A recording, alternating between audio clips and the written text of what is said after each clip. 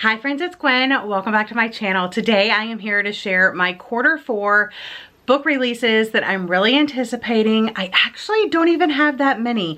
I always feel like the fourth quarter of every single year is a little bit lackluster for book releases, at least in the genres that I prefer, but I do have 8 or 9 books that I want to talk to you about. Starting in October, on October 7th, we have The Intruder by फ़rieda McFadden. And I have read quite a few फ़rieda McFadden books, and this one sounds really good. One of my biggest fears is an intruder, but let's go ahead and talk about The Intruder by फ़rieda McFadden. Also interesting to note that it says it's coming out in hardcover, and it says 288 pages. I really hope it comes out in paperback. Okay, this one says, who knows what the storm will blow in? Casey's cabin in the wilderness is not built for a hurricane. Her roof shakes, the lights flicker, and the tree outside her front door sways ominously in the wind. But she's a lot more worried about the girl she discovers lurking outside her kitchen window. She's young, she's alone, and she's covered in blood. The girl won't explain where she came from or loosen her grip on the knife in her right hand. And when Casey makes a disturbing discovery in the middle of the night, things take a turn for the worse. The girl has a dark secret, one she'll kill to keep, and if Casey gets too close to the truth, she may not live to seeing the morning. In this taut, deadly tale of survival and desperation, फ़rieda McFadden explores how far one girl will go to save herself.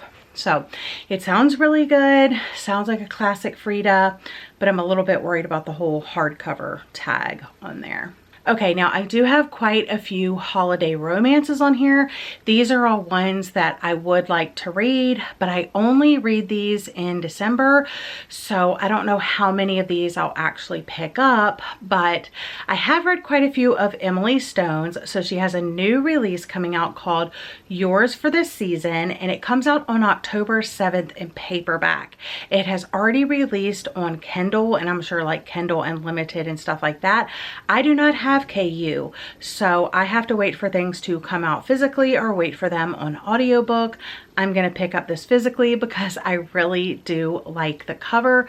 This is also expected on October 7th, so that's going to be a pretty big release date. This one says, could a fake relationship with your ex over Christmas in Scotland be the perfect opportunity for revenge or a second chance at love? One woman is about to find out in this charming holiday romance. Melanie has not had a good year. Things are definitely not going as planned in her work life. Her best friend has moved to the other side of the world, and her favorite bagel shop is closing down. Tragedy. But the real reason this year has been awful is because Finn, the man who she was sure was going to be the love of her life, dumped her in front of everyone at his sister's engagement party. So when Finn shows up at her doorstep 2 weeks before Christmas, asking if she'll help him, her first instinct is to slam the door in his face or punch him. But he has a proposal for her. So of course they're gonna fake date, and it says, as they embark on 7 days with Finn's family, Mel tells herself it's only a week. She just has to pretend to still be in love with him until she starts to lose track of which feelings are fake and which ones are for real. I love fake dating, second chance, home for the holidays, that sort of vibe. So I'm really looking forward to that one, obviously. Another one, I've read 1 or 2 books by Jacqueline Snow, and she has a new book coming out. Love, love, love the cover of this one. It comes out on October 14th, and it's called Date Night in December. And this one says, the holidays bring 2 people in a marriage in crisis back together for their second chance love story in this delightful romantic comedy full of steamy romance and festive joy, perfect for fans of Maggie Knox and Jenny Bayliss. And I looked up Maggie Cox, and I don't think she has anything new coming out, but I think Jenny Bayliss does. But anyway, this one sounds really, really cute. All right, next up is Christmas Fling by Lindsay Kelk. And I've only read one book by Lindsay Kelk, but I remember laughing out loud so much while reading that book. And it had a little bit of like quirkiness to it too, which I enjoyed. This one also comes out on October 14th. And this one says, Laura and Callum have met exactly 3 times. One at a mutual friend's wedding. Laura doesn't remember. Once at a baby shower. Callum doesn't remember. And once right now, when Laura lets herself into his flat to find him exiting the shower completely naked. They both remember. When Callum's parents walk in and mistake Laura for his mystery girlfriend, Laura has no choice but to play along, accepting their invitation to spend Christmas at home in the Scottish Highlands.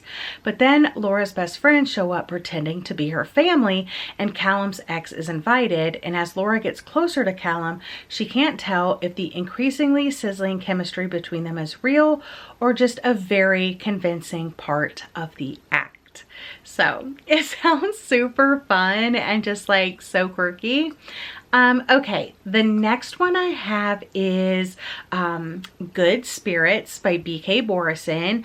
I read First Time Caller earlier this year, and they also have a new book coming out next year in that series. But this is the first book in a new series, and the cover is so beautiful.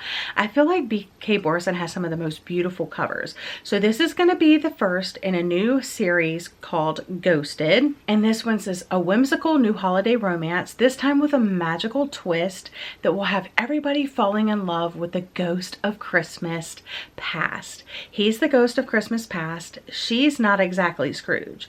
Ghost of Christmas past Nolan Callahan intends to spend his holiday haunting like every other. Get in, get out, return to his otherwise aimless existence as a ghost awaiting the afterlife.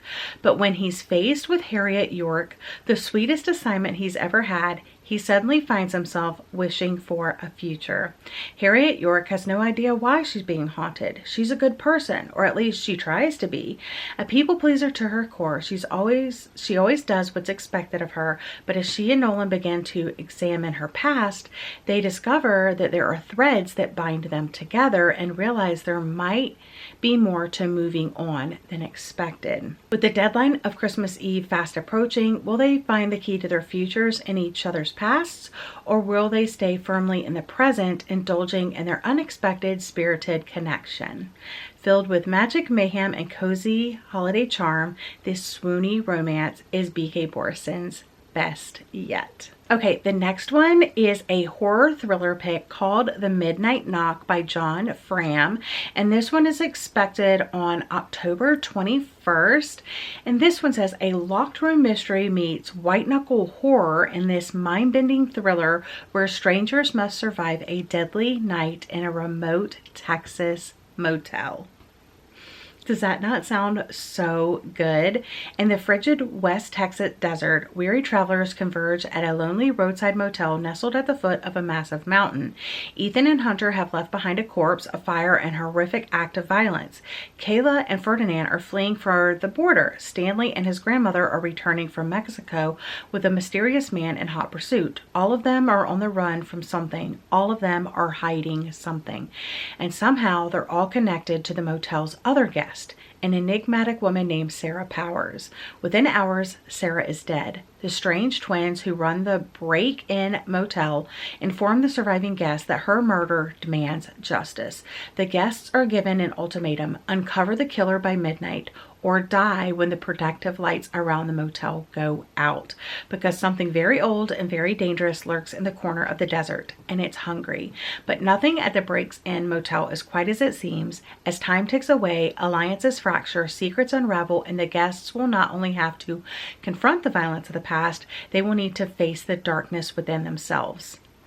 And it says it's a masterful blend of psychological tension, supernatural horror, and layered storytelling. It pushes the boundaries of what a mystery can be. And with its unforgettable climax, this novel cements John Fram as a contemporary master of the genre.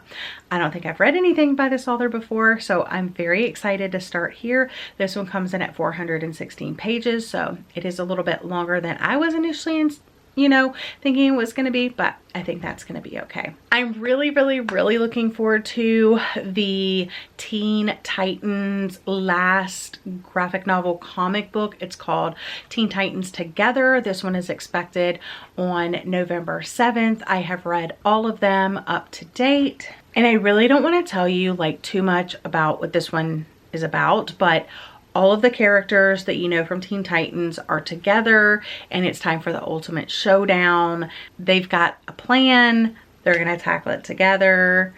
It says lines blur as the teens struggle to decide what to do. Hive might be their greatest ally, but at what cost? Can the Teen Titans pull together a plan before they fall apart? So I have really enjoyed this one. I think this is going to be the last in the series, so I'm really looking forward to it. And then the last book on this list comes out on November 25th, and it's Second Chance Romance by Olivia Dade. This is the second book in the 𝒕𝒊𝒏𝒂𝒔 series. The first book was Love at First Spite, and I rated that 5 out of 5 stars. I also got a chance to meet the author shortly after reading that, and I picked up a few of her other books, and I can't wait to read them as well. But this cover is so dreamy and so beautiful, and like I said, I really liked the first one in this series, so I hope I love this one too. It's a contemporary romance. I'm sure it's steamy. Her books usually are. It says in the second installment, let's see, a mistaken obituary leads to the reunion of two former high school crushes. Sparks fly in this hilarious grumpy romance packed with Dade's signature body positivity and a delicious amount of spice. Carl and Molly were never together.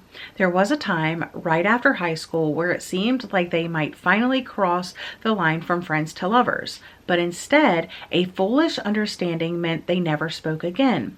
Molly went to LA and got married. Carl stayed in Harlots Bay and bought a bakery. The only connection the pair has shared over the years is painfully now divorced. Molly narrates monster romance audiobooks, and Carl is an ever diligent listener, clinging to his only piece of the one that got away. Still, Molly hasn't totally left Harlots Bay behind.